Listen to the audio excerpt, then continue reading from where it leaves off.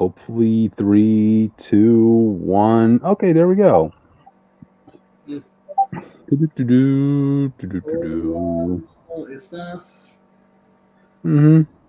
Oh man, it Yeah. feels so good. It feels so good. Mm-hmm. Um, Okay. I Okay, really hope Chuck you're not a tie Mangione. explosion fan, people. That's Yeah.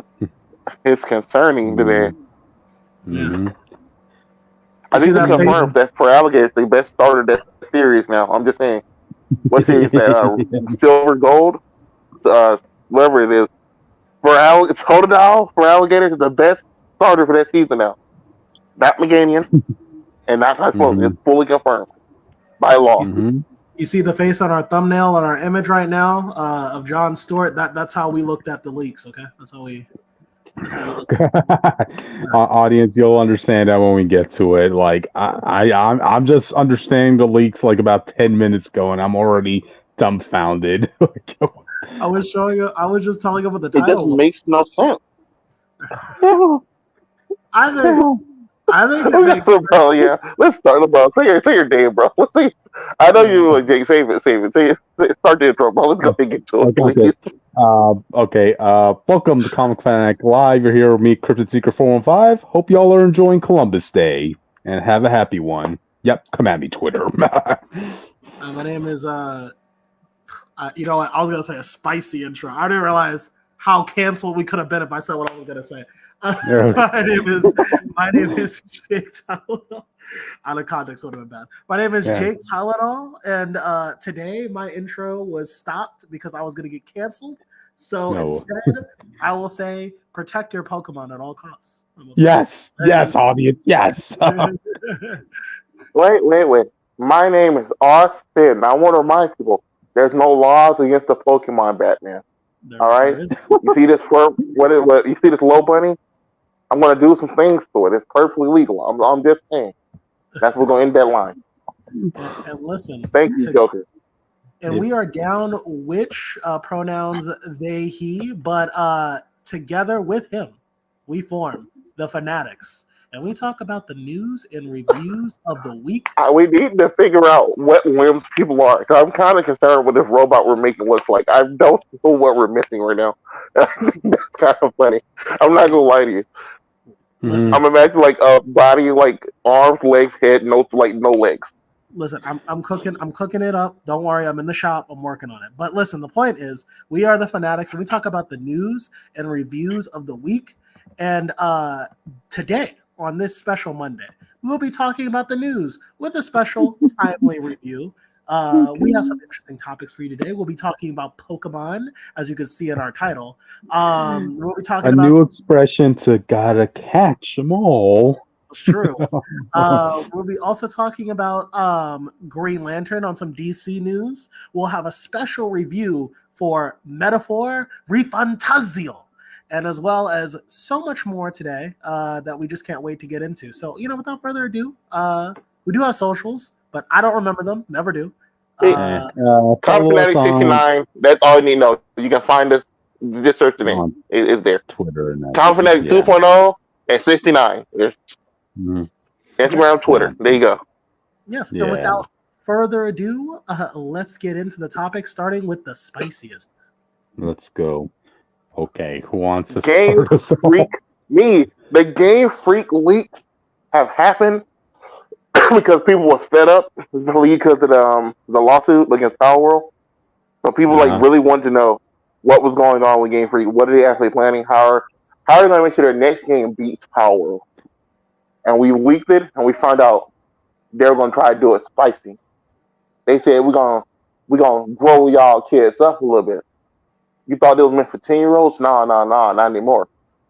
I'm about to have these 10-year-olds go through puberty real fast. It is crazy. What you see on the thumbnail, people don't remember, is Pokemon, I believe Pokemon Heroes, where Latias turns to a girl and kisses ass. I think me and Jake watched this movie like 2 months ago. Yeah. And that's basically the main part of these leaks. Basically, it was always a rumor that that humans in Pokemon were Pokemon, technically. and this gives the reason why Ash can survive all the stuff he does and pick up like a thing that weighs the same like density of the universe or whatever the fuck that thing was called. I don't remember. XYZ was weird, Yeah. but there's always these weird stuff with Ash where he just survives stuff, and you're like, oh, it's a cartoon. You think about it, but the implications of it is taken seriously. With that, man, this guy's one of the strongest Pokemon of all time. Sure. He don't get KO'd. He just takes the attack and keeps going.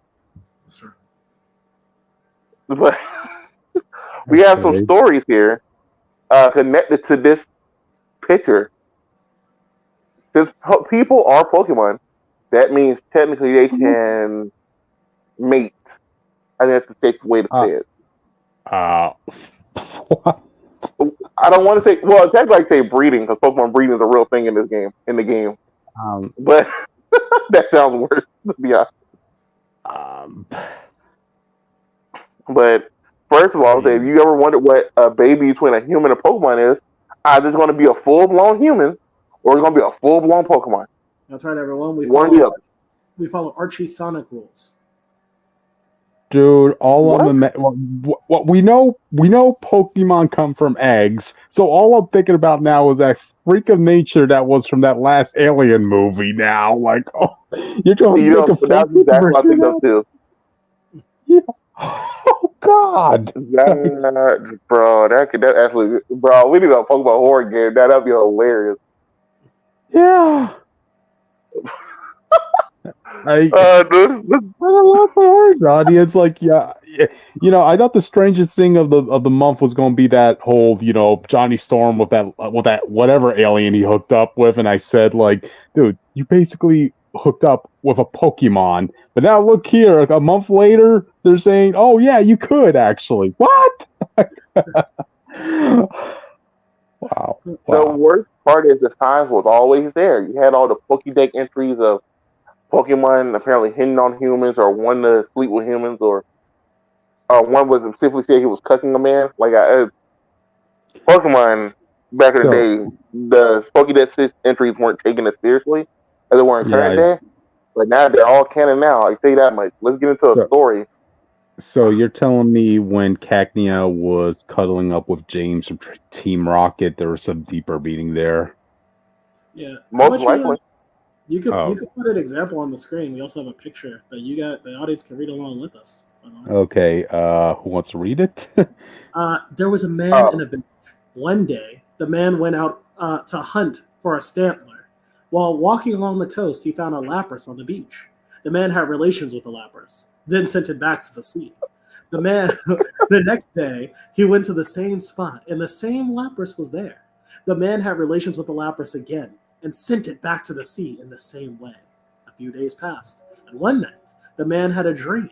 In the dream, the Lapras had said, I cannot come to you, but I will send you our child, a child that is yours and mine.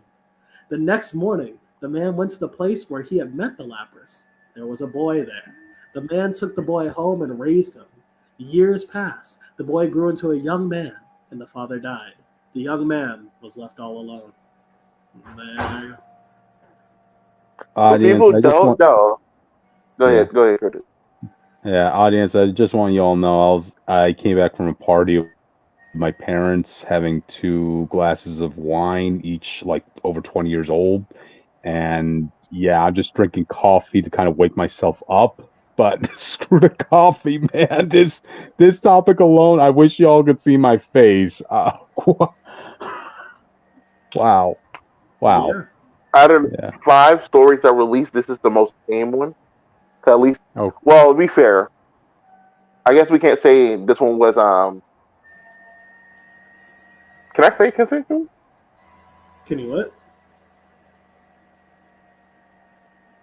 This one was agreed upon between the Pokemon and the person, and the rest of the stories are not. Yeah. Jake, what's the best way to word it? That's what the rest of the stories are about. Let's say that there was some forceful relations between Pokemon and humans. Forceful relations. Yes. So the story after this one, but people don't know, these are the legends that you will hear about or be told about in Pokemon Legends 2 when that game come out. Someone in the game was going to randomly tell you this story. and just scar your kid for life. But the next story, I'm not going to really go too deep into it, but you know, Slacking. You can know that Pokemon scripted. Yeah. He has forceful relations with a woman and gives her Stockholm syndrome, and then gaslight her family and friends to care about him and his baby. That comes out as the Slacking. Yeah. And the one above that one. I feel my ears getting dirtier and dirtier as this conversation's going. And the worst one, in my opinion, was Typhlosion. There was a Typhlosion in the woods, in the mountains. This girl got lost. He kept acting like he was going to help her, but he kept tricking her into staying another night. And while she was asleep, he was having forceful relations. And when her dad came to look for her, he said, "Hey, yo, your dad come up here, I'm going to kill him." Just straight up. Tell your dad we're married, you're going to have my kids, I'm going to go down there, end your father in the village. And he basically forces this girl, who, I don't know if y'all know, she's just became a Pokemon trainer, and we all know the timeline where people become trainers. That is an inappropriate age. Oh my god, I didn't even think about that. The age where kids become adults, like, oh my god. Yeah. It's the Naruto rules where it's just like, oh, the moment you become a ninja or you become a Pokemon trainer, you're an adult immediately. And that's not how the world works. Or biology works.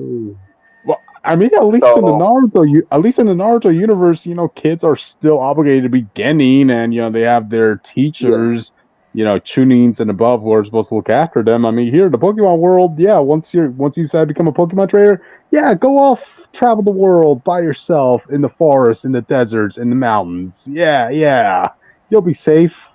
Yeah. So this was a dark game for Pokemon fans. Yeah, so I think the general idea, because a lot of this stuff I suspect is just going to be like background. Like if you're talking to a random NPC, you'll probably learn this stuff. I don't know how much this is going to be main plot worthy, but this is a part of any of it will be how loose it was. Like you see the paper, it's literally just a paper with the story. So like someone's just going to tell you that. Right. So I think basically, so I played Pokemon Legends. I didn't get to beat it because I lost the game cartridge, but it was a very fun game. But the Legend series, if it's sticking with the theme of the first game, this will be in a time period roughly where like humans and Pokemon are just starting to figure things out. The first Legends game was such that humans were terrified of Pokemon. Even the idea of you catching one Pokemon, let alone 100, let alone 100 plus, was insane. You were already the GOAT if you could capture one Pokemon. Your character comes from the future and captures like 3 Pokemon, and everyone's like, whoa. How'd you So, because at this time period, Pokemon killed a lot of humans. It's implied that like a lot of Pokemon like slaughtered humans that would come across it. It was a very dangerous profession, and people were just scared of them. So, so if we're going past that, I don't know if there's gonna be a direct sequel or whatever. We're now probably in an age. I thought it'd be hard to do a direct sequel. I probably would say you skip 100 years. Yeah, there's probably some time skip has happened, or maybe it's in a different region, and this is how they got along with Pokemon. I got down. The point is, these are very primitive dynamics between humans and Pokemon, and I think the only reason these are here is just to flavor the world and show that, like, the clear-cut lines we have in the modern day are not exactly clear-cut now. So you know, that's the best I can guess. Like I said, I wouldn't put too much talk into it because this is taken out of the context that this is just a side story. And as I'm thinking back when I was a kid, there was a lot of stuff in Pokemon I just didn't understand what they were trying to say. Like I read the Pokedex, but like a lot of it I just was kind of like, I don't know what this means. It's like, okay, whatever. If he's mean to Mr. Mime, he will sleep with your mom. That's a canon thing in the Pokemon universe. Why you think Ash has a Mr. Mime and that's it? The Mr. Mime is sleeping with his mom. As a kid, I wasn't putting that together. Probably when I was 13, if I played the game, I'd be like, oh. But you know, like when I was like a little boy. So I'm just thinking about like all the other Pokemon that people will want to go after you know you're saying that it's allowed, you know. Like Yeah. Machop, You can who else? literally That go out, Bunny. capture your wife or son, or like you can imagine you get in a fight with your son. You're like, you know what? Forget this. Just put him in a Pokeball and just like Uh-huh. have him captured. That what kind of Yeah. timeout is that? Your wifey starts getting uppity. You're like, you know what? Go back to your Pokeball. Like that's insane to me. Oh no! Imagine this, man. Okay, the deed is done. You have a child with another Pokemon, and guess what? Some bloke trainer comes by and bam! I catch your Pokemon. I catch your child. Your wife's mine now. Goodbye. Yeah. Well, if you think about it from the Pokemon's perspective, Well, basically a Pokemon is living its existence with its family, and then a trainer comes in and takes the child away, and it's like, yeah. Oh, but that's also another crazy thing. Like, okay, so you're saying if a human, wants to live his life with another Pokemon, right? Mhm. You do realize that human would have to capture their spouse in a Pokeball, otherwise, some other trainer could come in and claim your spouse as their own. yeah, you can. When Yeah. yeah. Okay. Which? Sorry, I overslept. I was tired. Well, I hope this wakes you up. Do any of you want to explain what the first topic is? Talking about how Was it the games. Nah, nope. Let's go to the next part of this discussion. We're not going to even acknowledge what happened. What the gay freak? Oh, which you want to go ahead and do your intro, or you good? Yeah. I'll do it real quick. You guys know me. I'm Richter, also known as the Witch of Jotunheim. Pronouns they, he, and yes, I am very sleepy today, but I probably won't be as sleepy tomorrow. And also fuck Christopher Columbus. He didn't do shit. He got us a day off from work. Yeah. I think that's pretty. Yeah, but he killed a whole bunch of indigenous people for what? And he proved the world wasn't flat. Day off from work again. Someone argued the world wasn't flat. Someone argued should it be called Christopher Columbus Day? I argue no one cares about Christopher Columbus Day. They just like the day off. You know what I mean? You call it whatever you want. We could call it like I don't know, Free Day. Oh, okay. Yeah, but okay, back to the topic. No. Yeah, we have other leaks, as in, I believe I posted them in pics, where you'll see prototype Pokemon. We had apparently Delibird was supposed to have a preform that looks like a bowling pin. Okay. And it's like, bro, that's a pin from like a penguin to a pelican. Like, what's happening? Delibird's the one that like had the bag they deliver presents and stuff, right? Yeah, the bag. I'm pretty sure. Austin, after the conversation we just had, man, I wouldn't rule out crossbreeding at this point, you know? Hey, no, we're not talking about that more. That's not anymore. But it seems in order to combat Power Roll in a game mechanic, they were trying to try new dynamic camera angles, new ways of doing battle. Apparently, they want to bring back every style of battle. So, single battle, double battle, triple battle. Basically, they feel like they're trying to throw everything they can. I don't know if this is also an Arceus too, but we know they've been trying to do stuff in the next game. I don't know if they can, so it might make it. It might. Well, Arceus already is like the side game to the main series anyway. So it took another company for them to realize, hey, maybe we should just have all three battle types in one game. That should have just been there years ago. Yeah. I think it's also on flight. Mega Evolution might come back. I am so excited for Mega Evolution to come back. I think Mega Evolution is probably the best thing you could do. Oh, come back sounds so dirty now. Right. Yeah. Other than that, like I said, we got a lot of we got a lot of new prototype Pokemon y'all can go look through. Okay. But I will not recommend searching Twitter for these leaks. You heard what we said. If you're not like Witch, you heard everything we said.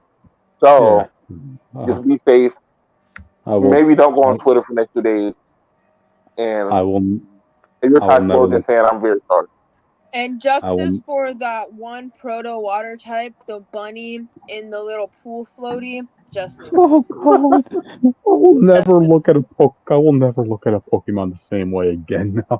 Oh God. Yeah.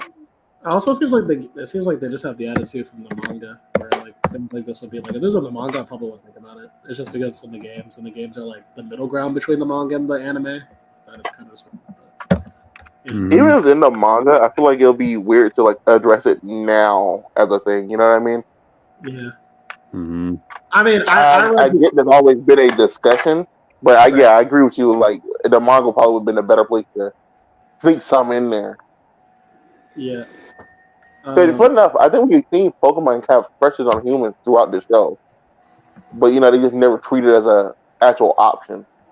I mean, that a person can go for. I was talking about the when I reviewed Alpha Sapphire Omega Ruby, like they had a scene in the manga panel where I think it's like Sapphire, no, it's Ruby, and he's like grabbing on like a Latias's tits. Like it was, like it was like that was in the manga already. That's what I'm saying. So like, I guess it's just like wait, the manga feels different. Okay. Yeah, that's what I'm saying. And like this is just something. So I feel like when it comes to Pokemon, like their attitude towards Pokemon is like, I feel like it's more realistic. Like if they had their way, they would just do the manga. Because they're trying to appeal to kids, they don't really go that far. Mm-hmm. But in the manga market, that's more acceptable because mangas are just inherently. Yeah.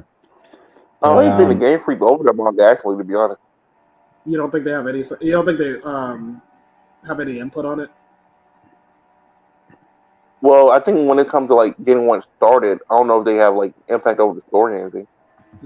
I feel like it's like IDW. I don't think they're Sega. Basically, what I'm saying. I don't think they're like Sega.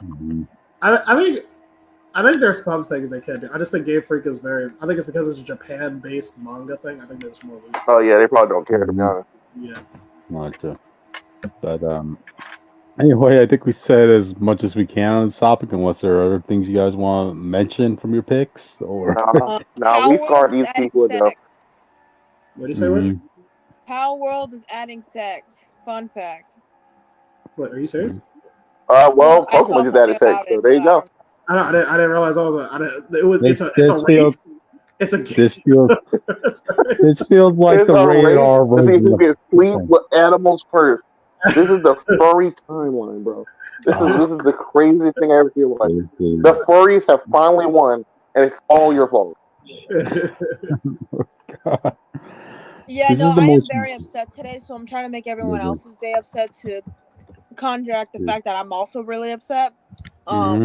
Fuck you, Twitter, and fuck you, MCU. Fuck you, Kevin Feige, for ruining my life. There you go. Oh, it's about the Agatha stuff? Don't. I'm just making sure. Move on. All right. Lose my shit. Okay. All right, so I guess we can move on, guys, to the next topic. I thought this was going to be the highlight tonight, but who wants to announce this one? I think Jake should announce it because he was the only one that actually watched it. Bro, you watch once, I think you're a fan, bro. Anyway, yep. And I really don't care. It's like it is what it is. Thank God. It's the fact that we knew it was gonna have a season 2, but the fact that it got a Halloween special as well blows my mind. Dude, this project made me lose all respect for Mindy Kaling, man. I mean, she actively knew she was going to crap on a franchise. Like, what the heck, you know? Like she said, she said she related to Velma. She felt very much like Velma, and her character ended up being nothing like Velma as a character. So like, what did you see in yourself and the Velma's character before this? Yep. I mean, dude, the most saddest part about that whole thing about, okay, if you want to make a self-insert, okay, that's one thing. Turning a character into yourself, okay, a bit egotistical. But then going as far as to make the whole gang of Scooby-Doo have a love interest with you, like, okay, come on. Is there somebody you want to talk to?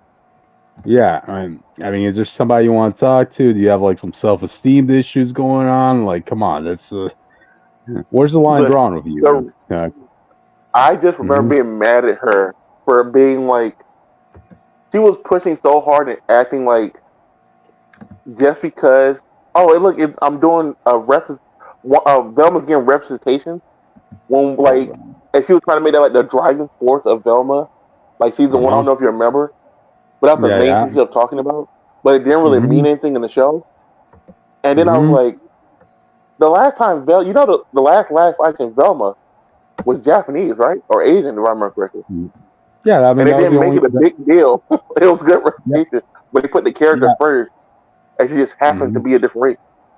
Yep. I mean, that was always the ongoing thing with Velma over the years that you start noticing. Like every media's was just like doing a different diversity checkbox with Velma. Okay, she was She was played by a Japanese actress in the movie. Okay, in the comics, she was a little person. Okay, in the Scooby Doo animated movie, okay, she's a Latina. She's a Latina. Okay, but now she's getting her own I mean, show and to she be sounds fair, Asian.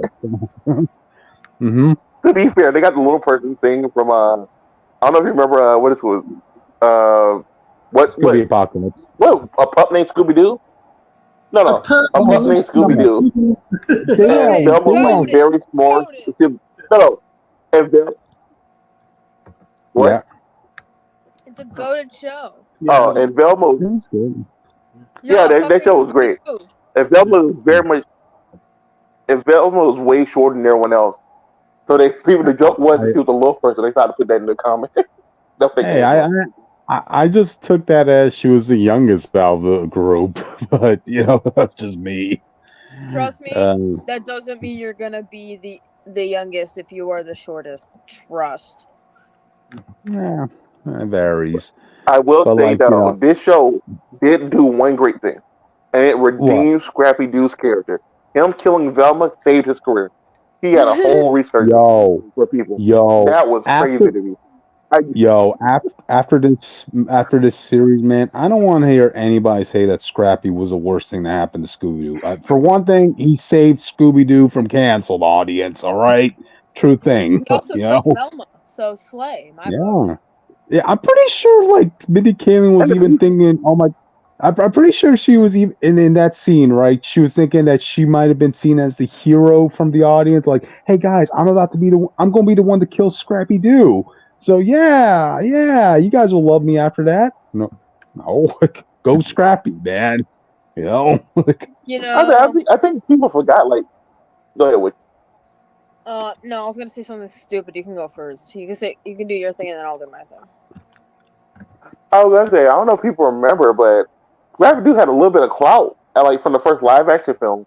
Yeah, He was the main bad guy. Cause I'm like, I thought kids liked oh, Scrappy at the time. I never saw the original Scrappy Doo, so like when I watched like the movie's my first introduction to him, and I was like, oh, interesting concept. And then yeah. I didn't realize people hate him because I didn't watch the original show. Well, no, it was because of that everybody's taking it from that one moment in that live action Scooby Doo movie that like Scrappy was annoying, and every writer after that were like, okay, so this must be what Yeah. Scrappy's place is in the Scooby mythos. He was Oh, I the thought people hated him villain. because of the original show he came in, which I was like, oh yeah, he does seem annoying. The real show he came in, he was annoying there too. But the movie, like the opening scene for him in the movie, they turned it up towards 11. So now that was the idea of what Scrappy was. And then I think Pup Named Scooby Doo dialed it down. He was annoying, but he was more like assertive. If I remember, that was the problem. Yeah. But if you go by the comics and stuff, he was just like annoying as shit.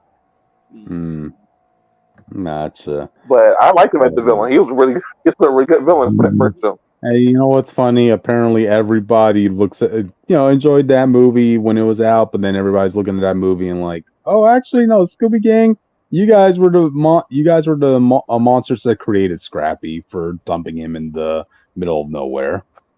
Sure. I just remember not liking him, like the random. They remember they had a new girl. She came in, her name was Mary Jane because of the wheat joke for Draggy. And then she also just randomly like eating dog treats. So like, bro, come on now. This is clearly a trap. What's going on here? This is too weird. There's no way you're hitting the nail on every coffin here for this man. Gotcha. But is what it is. Nobody's losing sleep over Velma being canceled. Mindy Kaling, I loved you in The Office. Never Have I Ever. That had like a lot of good receptions from what I heard. This is a dark cloud that will stay with you for the rest of your career. But hey, you got a paycheck at the end of the day, so I don't even think you care. So what people think. Yeah, So I mean, we need a show to go back to bases before they do something experimental again. yep. Plus, What? like, I don't think any, besides this one specifically, I don't think any Scooby Doo adaptation has really been like super duper controversial, you know? Mm, Maybe for like, we didn't No, like the art style, but like, I can't think of anything. no. not to this degree. No, there have been like Mm. shows that people just flat out didn't like before this. It was what's Dude. cool Scooby Doo. People just hated that show. For the Dude, people I love still. what new Scooby Doo. What are you talking no, about? no. It was like what's cool Scooby Doo or something like that. It was Yeah. Oh yeah. No, you're right. Yeah, I remember that. I didn't watch that. To be fair. yeah. The audience, I still remember the first trailer to Velma, right? Like they knew they were going to get like the biggest fan backlash ever, so they marketably released the trailer for Velma in the same week that the Velma show was coming out. Yeah, I don't know if you guys Oh remember that. yeah, I forgot they did that. Yeah, you know, I remember because we were doing our rehearsals for the comic book podcast, right? And like I put that on the topic, like, okay, Velma trailer discussion. And I think it was Jake was like, wait, why'd you put the trailer discussion? The episode's already out. Like, oh, oh yeah, Jake had fun. Yeah, I remember that was ridiculous. yeah. So yeah, okay. But I anyway, will say this though. I do hope they keep Velma being a lesbian. If people don't know, Velma was always intended to be a lesbian, but mhm, you couldn't do that back then. yeah, And as much as I know there's a crowd that likes her with Shaggy, just because it gives them something else to do, because Fred's always going to be the Daphne thing. yeah. I do want them kind of explore at least one more show where they fully explore that idea with Velma, because that's how she was intended to be. I don't. Yeah. Yeah, I can fuck with that. I Oh, don't mind. I don't mind Shaggy and Velma, but if they did it right, well, my problem with it is like Velma doesn't need a relationship. I don't mind her being lesbian either, but she was like mhm. she like carries the Scooby Gang. Like literally, mysteries don't get solved if she's not on the team. Like so, it's like does she even need a relationship in general? Probably not. But it's just a cool thing. She doesn't. Yeah, I agree. Yes. But Hey, to be fair, it's a, they do try. But they did start trying with Fred. Like when he started coming up with plans, they started making this man like Batman when it came to like trying to trap villains. At one point, yeah. they set Hey, Fred all the way up to this. it's a perfectly balanced team audience. You know, it's the Voltron figure here. You Yeah. know, everybody has a part Oh to my serve. god. You No, know, it's fair. What does Daphne do then? In the movie, she just learned to fight to defend herself. What if he does in most shows? It okay, depends on the show, really, and what's new. She was like the fighter, so like if there were like a yeah. physical confrontation, she was just better. She was just there for it. Mhm. I forgot what they tried to do something with her and Mr. Incorporated. I just could never finish that show. Okay, yeah. Shoot for for the early part, Scooby Doo. Yeah, she was considered the one who was always getting captured. Yeah, she was. But She yeah, was. That's the whole reason the movie made a point about it. Yeah, she yeah. was the woman character until What's New, and then that's when they started being like, let's give her more to do. Mhm. But yeah, when you really go back and think, I mean, if you're gonna be honest, Scooby's kind of useless on the Yeah, it's not like she just extra bait, but Scoob and Shaggy was already the bait that leads to the trap. So. Hey, Scooby and Shaggy, they're the beneficial catastrophes, you know? Yeah, Like, they go through at the end, you the know? movie would highlight how Fred would have a plan that would be perfectly reasonable, and then like they would fuck it up, but like somehow make it work. And I was and in the movie, Daphne was just a good assist for Fred anyway, so she was still doing stuff. So I guess I could say that. Daphne was good at looking loose. So. That's one thing she could she does to benefit the group. Like, hey, she has money, That's right? True. Yeah, right. Yeah. They're not really they're not like most. I guess she pays for stuff. They're not only like of like a few series. Well, who's bringing in income then with these meddling kids then? I ain't gonna lie, bro. I thought Fred had like a inheritance of a family because there's also his van. They drive around in. You know what I like about Daphne? She was like, I guess she was known as like the rich girl, but she wasn't like the rich bitch. Does that make sense? Yeah. Yep. Fuck Yeah. that, honestly. She's surprisingly kind in a lot of the shows. Like she's like super kind. I Yep. think she might have Velma's been. kind of way It's more of an asshole than people I think she was. actually like that a lot more than a lot of like the rich character being just like the absolute worst, you know? Mm-hmm. Like Yeah, I agree. sometimes you don't want that. Have you ever thought about that? If Mm-hmm. I It's remember, funny you say that because that's exactly what the Velma show did. They made her an ass, the rich asshole Yeah. girl. Yep. actually, Velma was more of an asshole in that show than like Daphne was. Well, They they made all were assholes they for the made first half, and then Daphne became a better character. Yeah, they Minus made her. her they made her an asshole, and they also made her Asian for the Velma show because I guess they associated she knew martial arts in a couple other adaptions, so yeah, let's just go all the way, you know. more So more You're times you're joking, but that's really what she said. She did say that. yeah, see more what I times mean? than not in Velma, Daphne was like the most like justified character, and then followed by Shaggy, and then it will be Fred, and then it will be Mhm. Velma. Yeah. Rarely. Velma would And you know what Dude, also sucks? Usually in What? Scooby Doo adaptations, Velma's my favorite character. Velma is Yeah, no. I got to do that. Velma is my favorite character because when I actually sat down and thought about it, I was like, "Damn! Like she is just like the squad. Like they Mm-hmm. nothing without her. Like damn." Hey, I mean, she's Yeah, a I was gal everybody want to hang out my with, you know? Yeah. my favorite version of that was like I don't know if y'all saw like the supernatural crossover Scooby Doo. Like any real crossover Scooby Doo, and you realize Velma with any other team would be way better at her job. Right. Like she's nerfing herself working with Scooby Doo. Yeah. So watching her Yeah. team up with the dudes from Supernatural, or even like the Dead Eat Camp movie. It was like watching her team up with John Cena. I was like, oh, so you just got one good teammate. You just saw the mystery in like 2 minutes, maybe like 30 minutes at She, most. Mm-hmm. outsmarted Lex Luthor in that one of the crossovers. So Mm-hmm. She outsmarted Batman. That man sweating. What? Oh, In the Scooby Doo Batman crossover. In the Scooby Doo Batman crossover, they accidentally introduced Batman with Bruce Wayne because they tracked the money and they're like, "Well, we need to go talk to Bruce Wayne in his house." And then Batman pulled up, but it took him too long to get in there. He had to get out his suit. And they're like, "How did you beat us here? Mm-hmm. We just saw you. How did you beat us here? We drove straight here. You didn't drive past us. There's only one way here." Like he was sweating. Like we might have to watch that movie night with it. That was the funniest thing I ever seen in my life. I gotta see that. But I just want to read what one of our comments just said from Brett Temperance. Hey, what's up? Just got here. It was canceled? Hallelujah! Praise the Lord. Yep. Yeah. Yeah. You missed a big topic, man. I wish you was here from the start. Brett Temperance.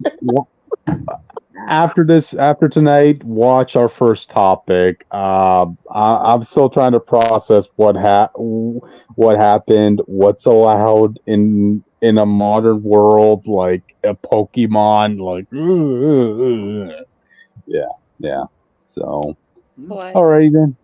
Any final all I'm thoughts? gonna say that for the next show, let's bring back a lot more real monsters again. So I think it was always interesting to see them. The real monster. Any real monster movie they had was a great, like the electric thing, the witch's ghost, Zombie Island, Monster Unleashed. Oh no! Yeah, Monster Unleashed. No. What if what new Scooby Doo did a lot of real monsters? If I remember correctly. Yeah. Guys, you do realize they tried making a sequel to Scooby Doo and Zombie Island, right? And it was terrible, apparently. Yeah. Yeah, but it wasn't the witch's ghost. That's my favorite Scooby Doo movie of all time. I got that on a VCR tape with the Courage Salad Dog movie. Dude, The Witch's Ghost was one of the few times where the main antagonist died. I was like, oh, the good Lord. Scooby Gang going to war with a real witch was crazy as a kid, bro. I was like, yo, this is peak. What happened? For movie night for a month or so, we might have to just do like class Scooby movies. I feel like that would be fun. As long as I get the witch's ghost, I'm good. Gotcha. I mean, The Witch's Ghost, that's known for introducing another set of characters that are synonymous with Scooby Gang. Girls. They never had a song better than the intro song, by the way. They brought them back in like the last show. That song was terrible. I don't know, remember what they were saying. And we're gonna put a spell on you. That shit was fine. There you go. Yay. Mm-hmm. I mean, it's So- a banger. It was. Exactly. I just remember they had the Kim Possible lips for some reason. Well, like look, also lip shades and two different things without like lipstick. They just look like that. It always threw me off. Yeah. it was the style they were going for, I guess. Witch's Ghost was great too because there was actually two mysteries in that movie. There was like an actual like the fake one and then like the real monster. So that was kind of cool. Yeah, we'll watch the movie sometime. Gotcha. But anyway, all right then. I guess with that, guys, we can move on to the next topic. Wait, hold on a sec. Okay, who wants to do this one? Green Lantern's cast, and he looks like the guy. So he's kind of looks. Oh, it's my turn. Yeah, I'll do it. Talk about it. Aaron Pierre casted John Stewart. I really want to talk about this because it's a big discourse in the Black community right now. I saw that. I saw that. People don't know. Go ahead. I just wanted to say that I saw that. I was like, oh, I don't know what's going on here, but I'm gonna just let them have this. Mm-hmm. It's colorism. So we talked about this when we talked about the Pride Family episode. I remember that we recorded that night, but me and Jake talked about the episode and why it was bad. Colorism it's a big problem in the Black community where they feel like darker shades of men or women aren't as appreciated as the lighter shades, and people always prefer the lighter shades. Mm-hmm. So when it comes to like premier Black heroes, John Stewart was one of the main ones. So like it'd be like Static Shock. It was him, Spawn, Static Shock. For the Black community, they really wanted a darker skinned man to play John Stewart because that's what he is in the comics. Mm-hmm. And while this actor is a great, actor. They probably couldn't nail a better actor acting wise for this role. People were really disappointed in them casting a lighter shade for John Stewart, especially John Stewart's first appearance in live action. Yeah. At first, I was also disappointed. It was like if Static Shock came and he's a light skin. I'm like, well, come on, bro. Static Shock's the boy. But I did get over it because imagine being him, and he talked about wanting to be green in DC for a while. Imagine he finally gets role of Green Lantern, and then everybody, even his own community, tell him, "You're not Black enough to play this character." Yeah, it is a major dilemma that I saw. Like, I didn't want to really get into it because, I didn't think it was my place, but I know that is a very relevant problem that's still very relevant today.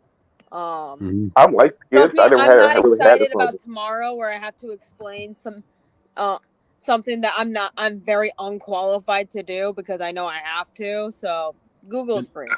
You know what's crazy? I think he shows up in like one of the recent DC animated shows, and because I'm looking at the image right now, this looks like Harley Quinn, but I don't remember him Harley Quinn, and he looks the exact same shade.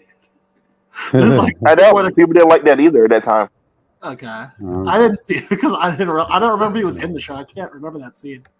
But most of the people who know John Stewart weren't really reading comics at the time. They knew him from the Justice League show, and then they went to grow. Then the comics kind of made him match that shade. Mm-hmm. So, go ahead. In terms of my thoughts on it, I mean, like physically, why there's someone on YouTube. I think it's encapsulates why I think they casted him. There's someone on YouTube who was like, man, everyone says he looks just like the character. And then he shows like this picture on the post, but they look nothing alike. That's racist. And I look at the post, I'm like, there are pictures online that make them look drastically different, but the picture that they showed in that post, I was like, that's like almost 1-to-1. They look like similar. And he's using like the animated series one. So I can see. I don't even think it was a color thing. I know the idea is like you get a lighter skin, more people will watch it rather than if it's a darker skin. I don't think it's. Jake had the same problem with Kamala Khan. I don't know if y'all remember that. Yeah, I did because I haven't. Kamala Khan there. Yeah, I was saying, but she's a good actress. I think it's like, but like real shit. Not only can he act, but he looks really similar. Like in that picture that I was showing, he looks dead similar to this guy. So I was like, bulk up the body, you know. Yeah, it's like he already has the body for it. He's You don't already really have to bulk up. This man don't physically fight. This man uses ring polish. Okay? right, Yeah. but he He already has was a a body soldier. of a super. He has a body of a. Well, he's a soldier. Yeah, that's He why I'm was pretty a soldier. hmm Yeah, But, there's a difference. But he has the body for it. He has the look for it. The only thing that's different is like the skin tone, and even that, I don't think he's like that many shades off. Yeah. So that's disappoint. but I mean, that's this not is a big problem. It's just a thing. Color has always been a thing for the black community. So this is one of the big times they really wanted another thing to represent them in a show that's going to be primarily a white cast, based on what we're seeing. So I know that we're awful at fan casting. There's no that's okay. A lot of people online are too. But if you had to choose a different actor to play Jon Stewart, who would you pick? I don't know. I was weird for me to pick. Go ahead, Curtis. No, you go ahead, man. It was weird to me they picked someone who looked so young compared to the two old White Lantern, White Green Lanterns they did. So I was like, realistically, I probably would have got Idris Elba. Okay. Yeah, old. I was gonna pick someone. Because I thought they were doing an old cast, and then you're gonna be like a young Kyle Rayner. No, but they're not doing it, so I don't know. Hey, somebody has to be young, man. I mean, they have to justify why they need more Earth Green Lanterns. You know, like, hey, you can't have them all be around the same, like, age range. You know, like, otherwise, what's going on? Like, you need all these lanterns to compensate for one planet. Come on, you know. Yeah, one fan casting I recall passing by every now and then was like people saying that Denzel Washington for Jon Stewart. Denzel Washington? Yeah. I don't know. I feel like while he's a great actor, I feel like they'll let it slide. I do feel that the colorism thing will probably come up soon. Gotcha. I mean, like that. There's a problem outside of the black community, and they will get over it, obviously, because they actually do like that actor. They're kind of disappointed in the color thing. Yeah. So it's not a big discourse, but blame the studios. Hey, we don't know who was auditioning, what the performances were. So they had probably a long list of a lot of factors to include. He looks so similar. This guy's a great actor, so whatever. He already has most of the checkboxes: the physicality, the look. It's just the skin shade. I think this is like one. It's like I don't know. It's to me not worth. Jake. The first part, looking at this picture right here, he would have been perfectly fine. Like his face stayed the color of his arm. Like why did his face get lighter? Maybe it's the lighting. They'll fix it in post. I don't know. He was in Rebel Ridge. Did he still look? How did he looking at it? You saw that movie? It looks like this, really. I'm sorry. That movie. That movie was boring to me. I wasn't really thinking such shit all that much after a while. That's why I didn't review it at all. I was like, this is so boring. The only reason I didn't see him as Jon Stewart in that movie because he has such if you watch Rebel Ridge, this dude has such an intense aura to him. Like it's like he's like a being above men. Okay, so it's like so when they said he cast him as Jon Stewart, I was like, really? I don't see it because I just saw him as a completely different guy. But the more I see pictures of them side by side, like I said, I see the vision. So I get it. And hey, I can assume getting a role like this will mean a lot to him. So he's going to want to put the work into making sure that this is the best Jon Stewart he could perform. So especially with all the added pressure behind how much the character means to the community. Yeah. So. All right. Okay. With that, we can move on to the next topic, audience. Wait to do this one. Okay. Let me look at the thing. Where's the list? In the chat. Cryptid wrote his last name wrong, but I didn't fix it. So Hey, and you had to re-edit my list off, by the way. Jay, come on. I just didn't because it's in the second line. I have to ask. I'm gonna read the name of the topic. So apparently, why'd you put Henry Castle? Is Henry It was Cavill? autocorrect. All right, autocorrect. All right. Okay, so Henry Cavill, what has been casted in an upcoming Voltron series, is it animated or live action? Do we know? Does it matter? We're Because thinking live action as of right now, but we don't know yet. For if sure. Henry Cavill's on the project, he's gonna bully them into making it whatever it needs to be. Okay? That's all you gotta know. Well, he tried that with The Witcher. He got fired, so I don't know, man. Yeah, that's okay, but it's because he gets fired that tells you not to watch it. That's all. So that's why it's good that he's here, because I know that if he gets fired from the project, it's not worth watching. That means he did everything he could to save it, and it didn't work out. I mean, he is known for being a big nerd, so I have faith that he's gonna actually try to make this good. So, do you think he's definitely the main character? They don't like adult. Is a Voltron's team usually adult? aren't they like teens because it's anime? That's why I thought too. I know the last two was teens. I didn't see anything for that. They're teens. I have no stock in this topic whatsoever, audience. I don't watch Voltron, so I wouldn't know. So listen. Henry Cavill, do you know that in Deadpool and Wolverine he smoked cigarettes for the first? Well, I don't know if it's first time. He smoked cigarettes for that role, and he got himself sick. But he was committed to the role that for like 5 seconds of screen time. That's how committed he was. Okay? I have faith in Henry Cavill. Okay, whatever he's doing. He's dedicated. I trust him. Wait, do you want? Is there anything you want from the last Voltron series to carry over into the new one? Gay bitches. Yeah. There you go. That's all I want. That's all I need is gay bitches. I don't care. As long as I can get clans to be potentially canon, I'll be okay. Because I did not ship that ship for years for nothing. Because apparently, according to some of the people who worked on it, it was supposed to be canon if it would have kept going. Listen, if it is more accurate, Henry Cavill will kiss a man. Okay? That's what it will take. That's what he will do. He's not going that far. I don't think he'll go that far. But I just wonder, if you don't know, when Henry Cavill had like a big Warhammer fan, so he was supposed to be taking over the Warhammer stuff for Amazon. He was going to kind of be their James Gunn and Kevin Conroy, Kevin Feige, and he was also going to star in the show or movie. So if he's getting cast as something else, I wonder if that fell through and they're just not telling anyone. That this live action gonna take a big chunk of time, so you also can't do the Amazon show at the same time. But it's animated. I guess he's just recording his line, for the very least. I don't know. I just wonder how much is. They need to say something to me. I need to hear this from their mouth. That's all I gotta say. Gotcha. Anybody have any other thoughts on this? Give us gay bitches.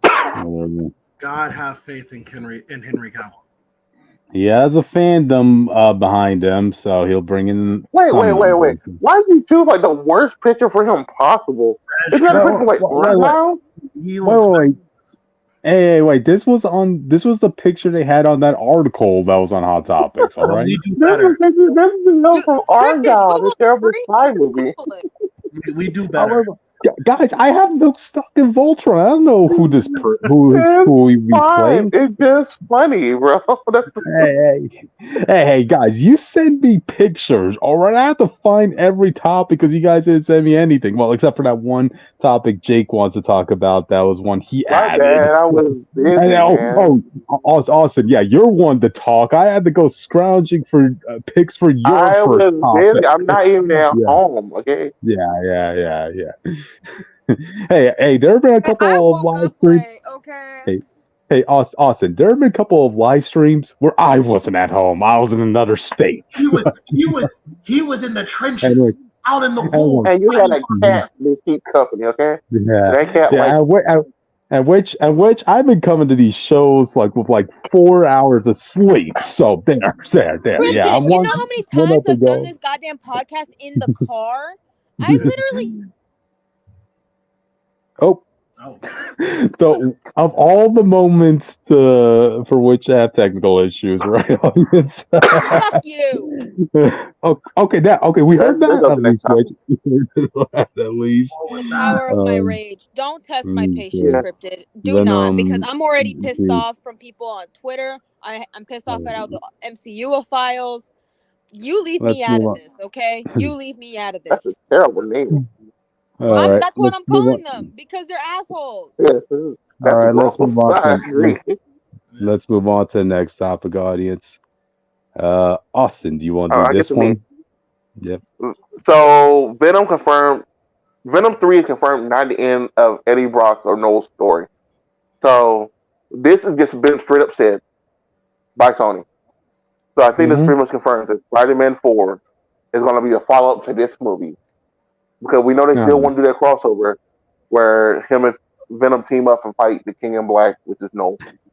So my problem with this is why did you take the symbiote out of the 616? They had cold feet, dude. It was like it could have gone either way, apparently, like, heck, tomorrow they could be backtracking on this news, for all we know, they could be saying the It's exact too late because opposite. the movie's already about to come out, man. It's too late.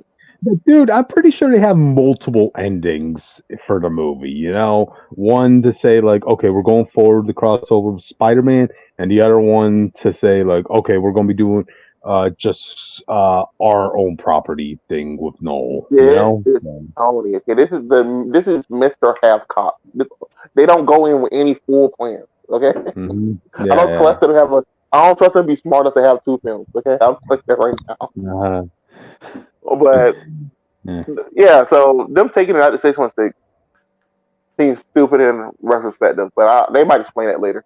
Because clearly the people Mm-hmm. from this universe still went back there somehow, so they clearly have a way to get there for this fight. Mm-hmm. This fight tag team to happen. But we pretty Yeah. much called this. We knew they were trying to make Spider-Man 4 multiverse stories, and didn't know in what way. And we Yeah. also knew they're doing Knull randomly. He was not going to die.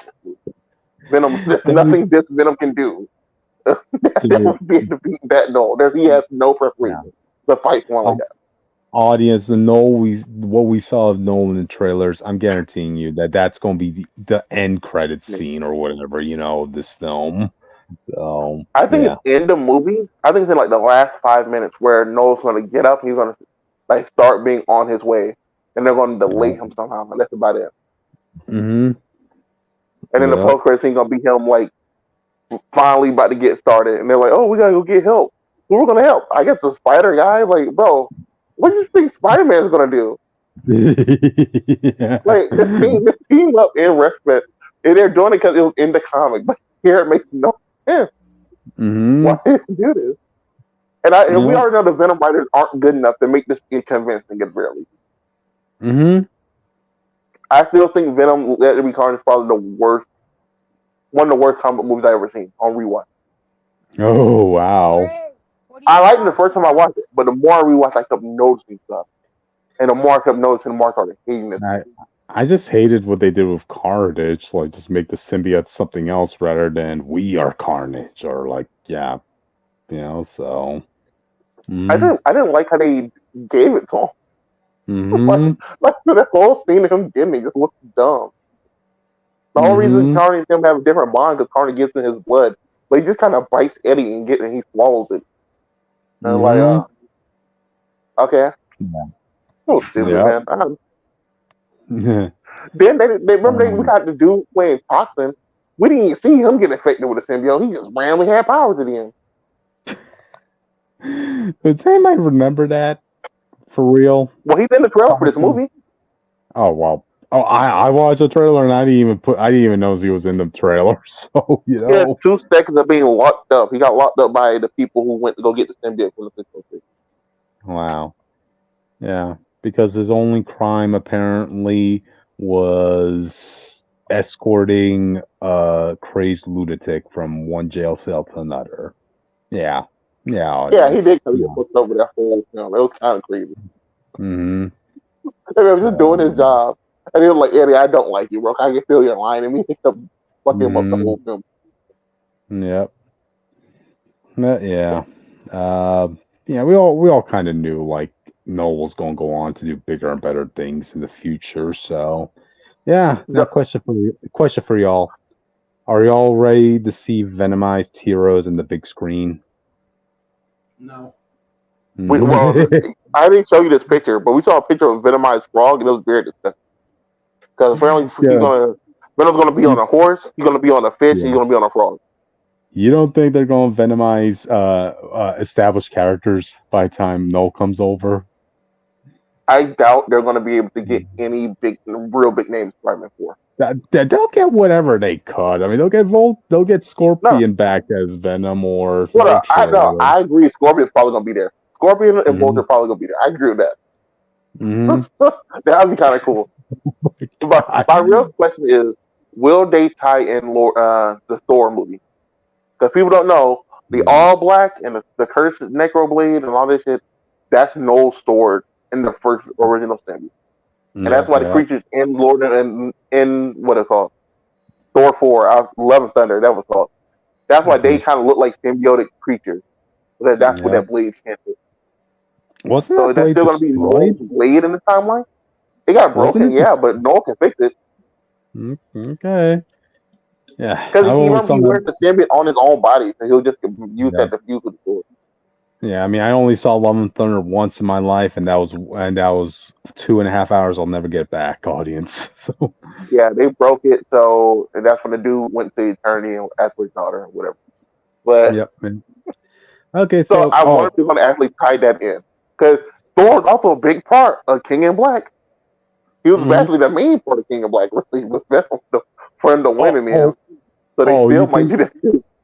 Oh, you think Disney is going to lend out Thor to Sony, Austin? Wow. I think the Disney hope you have, man. The hope. Because Thor 4 did so bad, I feel like they're not as protective of Thor.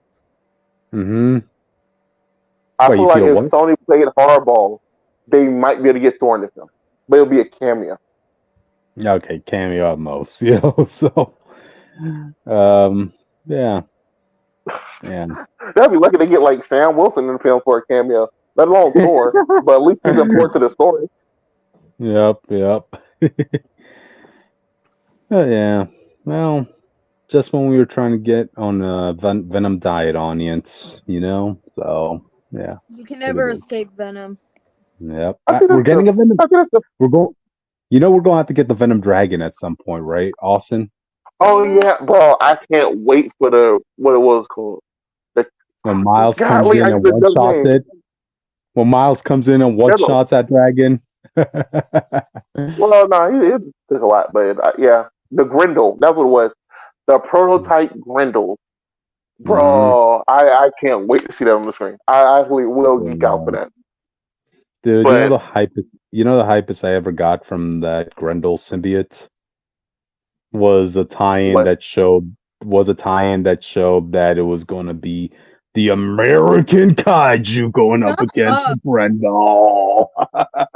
You gotta be fair. USA Godzilla is pretty cool. Yeah. I was like, damn, I'm glad to know all my tax-paying dollars are going to fight a symbiote dragon. Go, kaiju. My favorite one was when they fought the Guardians of the Galaxy. And that's when we got like the Sun Lord and all that dumb stuff from Star Lord in that book. But man, there's a lot they can go from here if Sony and Disney come to an agreement to play ball. But they're probably not going to do it. I don't think Disney will not trust Sony writers. Yep. So it's like Venom 3 might be bad, but we need to know Spider-Man 4 is probably going to have good, decent writers to handle the end of. Oh, we got another comment from our old buddy Tevia. Do people care about Knull? Well, I mean, there are Knull fans for a reason. He's the biggest thing in Venom, so I guess Sony's like, let's go big at this point, People loved the idea of Knull when he first showed up. It was just the idea that people thought he was boring until he got here. Like King Black really was a big event for people. And then everything now still in Venom is built off of King Black. Yep. Why do people give a damn about Knull for Spider-Man 4? Well, no, they don't want Knull for Spider-Man 4. No one wants Knull for Spider-Man 4. People want a grounded story for Spider-Man 4. But we're getting him for Spider-Man 4, so problem. So they're like, if we're gonna do it, at least do it right at this point. Yeah, yeah, that's true. I mean, I guess Sony is like, okay, we gotta keep the Venom train going, so because it somehow makes money. So what's bigger than The, Knull? people's dream Spider-Man 4 was him teaming up with Daredevil to fight Mayor Kingpin on some like unique version of Devil's Reign. No, they just wanted to see that whole They just wanted to see that reenactment of the Spider-Man animated series with him teaming up with Daredevil. Yeah. He said he meant, why does Sony care about Nolan Spider-Man 4? I think they like to use Spider-Man under Marvel as a safety net. They're like, our movies aren't doing well, but we know Spider-Man's going to sell well. So any big idea we have, we're going to try to push onto Spider-Man. So people are forced to see it. We could just let Marvel do well, and then we just get money for it. I don't know why we have to say anything. Yeah. And the weird thing about Venom, because Witch brought this up, like, you've never really escaped Venom. Like, Venom and Carnage has been like having non-stop events in the background that people were reading, but no one was talking about. So I think that's hilarious. Like, Carnage became the King of the Red, and he killed a different version of Knull, and became King of Black. It was a whole event, like after the Carnage Reigns event, but no one talked about it. Wow. All the symbiotes had their own books format. Agony, Scream became Silent League, and no one talked about these events. But these books were selling; they were in like the top 10. Who's reading these books and not talking about it? I guess people just love the covers. I guess I don't know. I mean, there was a point where there were as many Venom books as there were Spider-Man books. Audience, like damn. Definitely, there are 4 Venom books right now in the Spider-Man book. Oh, jeez, I forgot about that too. But yeah. Y'all have any other thoughts on this before we move on? Everybody wants Spider-Man and Daredevil fighting Kingpin. That's what everybody wanted for that film. That's true. Oh, and glad to have you here, Tevia. Hey, if after the show you want to go look at our first topic, where we talk about how the relationship between Pokemon and humans go to a whole nother level, go hear that, man. So, let's see. Let me just read his last comment before we move on. Like Knull was only defeated because Dylan Brock and Eddie Brock Venom as Captain Universe, so adopting his storyline without any of this isn't going to work, especially with King in Black. Well, a lot of us said the same thing about giving a Venom movie that didn't have Spider-Man in it, too, Yeah. You dropped off of Venom War? I feel like Venom War picked back up. I didn't like the Cable Dylan Brock storyline. Yeah. But I think the current day stuff is pretty good, to be honest. Yeah. Tevia, Venom War completely justified his existence when they brought in Jimmy Hudson back. You remember? Yeah, they did a few things. Wolverine's son from the Ultimate Universe that came to 616 and just disappeared off the face of the earth. He became a poison and ran off into the woods. I mean, I get it. If I was from 1610, I would not want to be known either. So, that's just me personally. You remember we read Ultimate Invasion #1, and the maker was like, Miles, you want to go home? And he didn't give a fuck about going to Oh god. Just the constant micro jabs at Jimmy, I will say this. Since we might not get Toxin, or Toxin might be a side villain here, because we're clearly going to waste Toxin. I wish they did Agony or Scorn more. So if people don't know, Scorn is the symbiote that can bond with technology. So think about it like a symbiotic. That's basically what the basis for the symbiotic Iron Man suit, but she's more like a symbiotic cyborg, as in the DC cyborg. I feel like that could have been a better interesting side character that you can kind of waste. That wouldn't be toxic. That could have at least justified how a symbiote could actually hack into a laptop just by pouring its goo in. I'm like, what the? That does not make any sense. But we all hate Paul. We all hate him. Look, the first two issues were bad, but issue number 3, where it shows Peter King in Black, that's a peak issue. All right, that's something we never thought we were going to see, and that's the original timeline. If Peter and them stayed together, this is what was going to happen. As what we know God, it. gotcha. But anyway, before we get too off topic, I think we should move on to the So next yeah, go to the next one. No, I feel like we should get more off topic. Yeah, no. All right. We'll say that This for is Jake's pick. a better comment. This is Jake. This is Jake's pick, Witch. So I'm going to be stepping out. You take the reins here, Jake. All right. Well, let's say fuck me for. Anyway, from the creators of Shin Megami Tensei and Persona comes the spin-off Metaphor Refantazio with the King I Kill. don't like how you did say Soul Hacker.